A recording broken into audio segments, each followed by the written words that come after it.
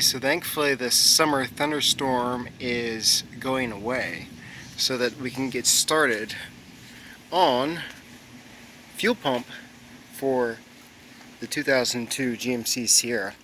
So what we're going to do is we've got 8 bolts on each side, or 4 bolts on each side of the bed. We're going to loosen those. We're going to take these 4 out on this side. We're going to leave the 4 in on that side so that we can tilt it up, support the side with either some 2x4 or some jack stands. Before we pull that up, we need to pull out these bolts so that that will slip away from the bed without any issue. And also there's a little fuse, or not a fuse block, but like a switch block underneath with plug-ins for lights and so forth. And then we can pop this up. I'm hoping that I ordered the correct fuel pump. I had kept the, what I presume is the old one, and it was a single plug 3 outlet unit. So, and this has already been replaced, so I'm hoping I don't have to go through this ordeal. But if I do, then we'll do it. There's a new fuse in there as well. Hey, that's kind of cool. Get an extra fuse. And you got the rubber grommet as well. We got a little punch for knocking the lock ring around. So, let's see if we can get to it, and I'll keep you posted how it goes, but that's the plan. Alrighty, so I'm making progress. These 2 bolts back here, you'll need a 12-inch extension, 10-inch extension, whatever it is. And then these are pretty easy. You got one here, and you got one down there in these little buckets. And you can almost just, I'm just using a double impact, but you can almost just use that. And if we can do it correctly, well, you almost left it. There we go. So we gotta undo this next. But for the most part, going smooth. So now we can find out if I got the right fuel pump. So I'm going to set up my air compressor line out here so it'll be ready to go. I can blow off that dust super clean, whatever, just to get the in-tanks area clean before we take that apart. So we'll get going on whatever this is. It looks like a dinky, like 1/4 inch or something. It's small. So we'll get that undone, and then we can get our jack stands. Probably be able to set them right there on the frame rails, and boop, and then kind of shimmy up underneath the corner there. Thankfully, there should be enough sand to make it real comfortable. But be able to do it much easier, and I think better for a truck anyways than cutting through the bed. Nasty in here, isn't it? So my Suburban, I mean, I cut through on that, and it sealed up pretty well, and you know, worked okay-ish. So, but let's get to it.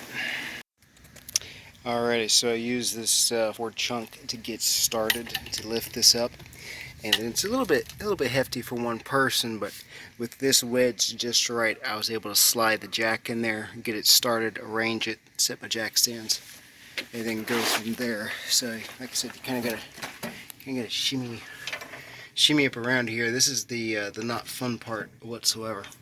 But as you look at it there, it appears that I did indeed get the correct fuel pump, so that's good. So we're going to blow the daylights out of it. I'd like to see if I could get this end a little taller. I might be able to. Give me a little bit more stretch room.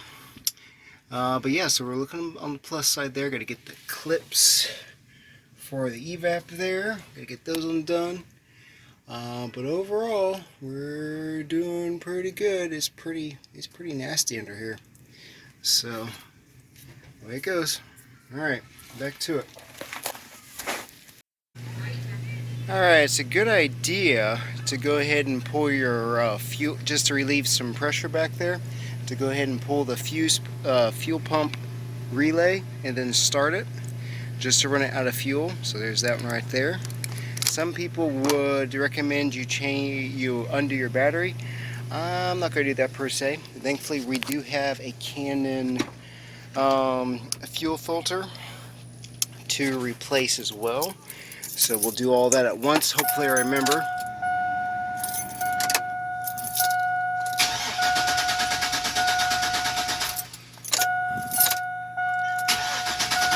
Okay, I think, honestly, I think the check valve had drained down already, so it didn't even have any pressure to it at all, so it worked out good. And as you can see, our area is very dirty. And I want to get some of that gunk and grime off before we even expose the tank to any of this. So, one of my favorite cleaners is Super Clean. So we're going to spray this whole area off. We're going to let it soak a smidge and then hit it with some compressed air. We'll wipe it down. And then I'll feel better about opening this up to work on. So you can use Super Clean on all sorts of cleaning projects. This is just a real nice one to be able to get this a little bit degrimed, because you get all the road grease, you got all the sand and stuff that I drive through, and mud and so forth. So you got so much garbage. You know, you got underneath here, you got up top, you got underneath this ring that's holding gunk as well. Then you got on top, of course, even here, and then it's around the general area, like even right here. Honestly, I should spray some more and then just blow everything off. And then you've got all that less sand blow up under here, and then this is all less area that we've got exposed that's even dry. That'll just flop in there. Okay, I'm going to hit it with some compressed air, and well, hey, I got compressed air right here. Let's see what it does.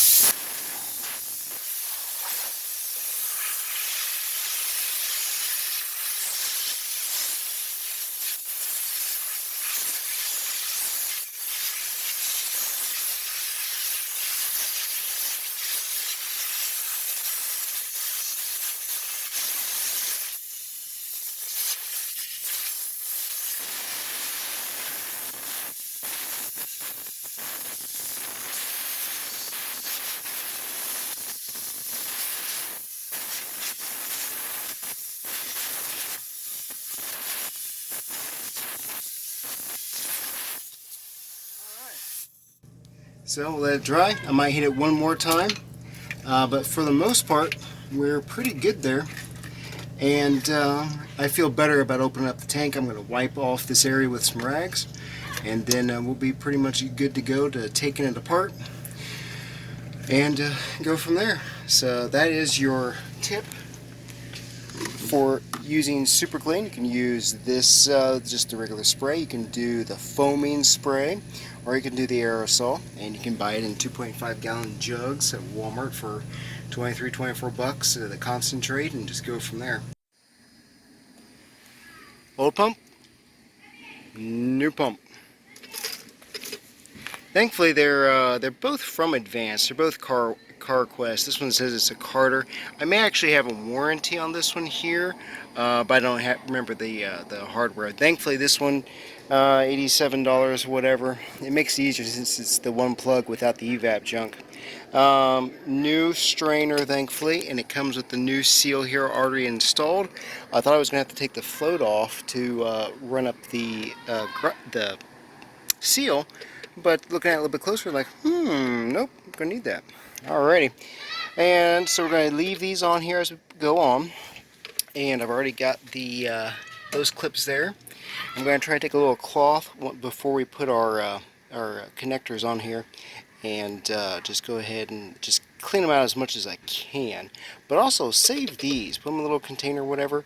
If you're doing car work, you'll definitely need those to block off, you know, pipes or whatever. So now obviously we're going to angle this in, kind of find the right flat for that to fit in just right.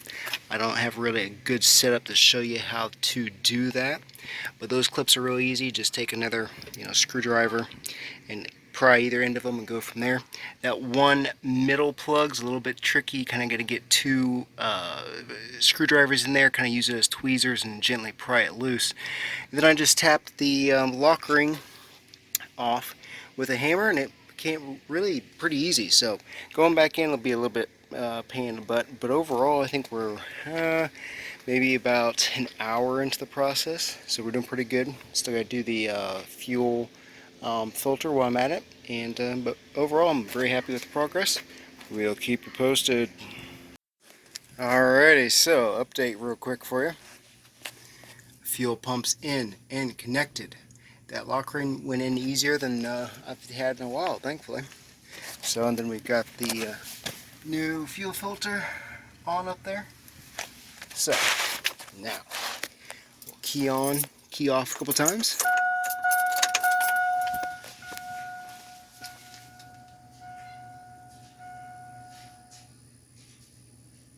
I think I heard it, maybe.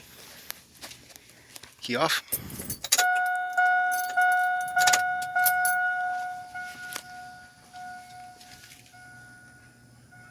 Alright.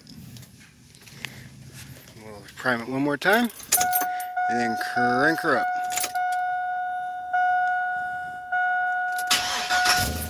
Whoa, nice. So, the issue I was having, we'll figure out some way for Bear to put this in the title. The issue I was having, I had with the Tahoe, 2000 Tahoe, real similar issue, where like for my yards, I would go and, yards take 25 minutes. So I pull up there, and then I go back to the truck, try to restart. It wouldn't start without having to turn on and off twice to get it to start. So, also when you're doing this, you might want to watch your bed there. Anyways, and so eventually it was going to fail. I just need to get this done, but you could probably go on for that for a long time. So, but if it was just like a 15-minute stop, you were fine. But it just ends up being a check valve issue here, with these pumps. So for the price, and we're an hour and a half into the job, I have to button everything back up. I think the fuel filter is probably 15, 17 bucks, 20 bucks. So for $115, do it right here in your driveway with just basic hand tools, nothing real fancy, and you save a ton of money. And it even took less time than I thought it would today. So I'm very happy. Got it done finally. So I didn't have to pay, but I mean, granted, the shop should be able to make a living from that. So, let's see.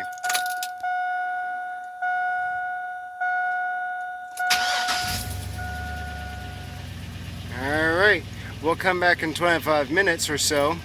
We're at 6:22. So we'll come back at about 6:50 and see if it cranks up without any issues. Okay? Should just be able to key in, let it sit for a couple seconds, and turn it right on. That's the way it should work. We'll see how it does. Alright, it's 6:41, so we're like 9 minutes early, but I want to see if it starts. Alright, key on. Alright, it's supposed to start one crank. Let's see what it does. Yeah! Finally. We'll double check again Monday too, but for the moment, starts right up. So now we can put all this back together, thankfully. That'll be nice. That'll be nice. I'm going to take a zip tie and run it around those 3 ports there, just to keep everything secure so it doesn't move around or get pinched up at the top. I did that last time. Still seems like a good idea. Alright, let's get this thing wrapped up.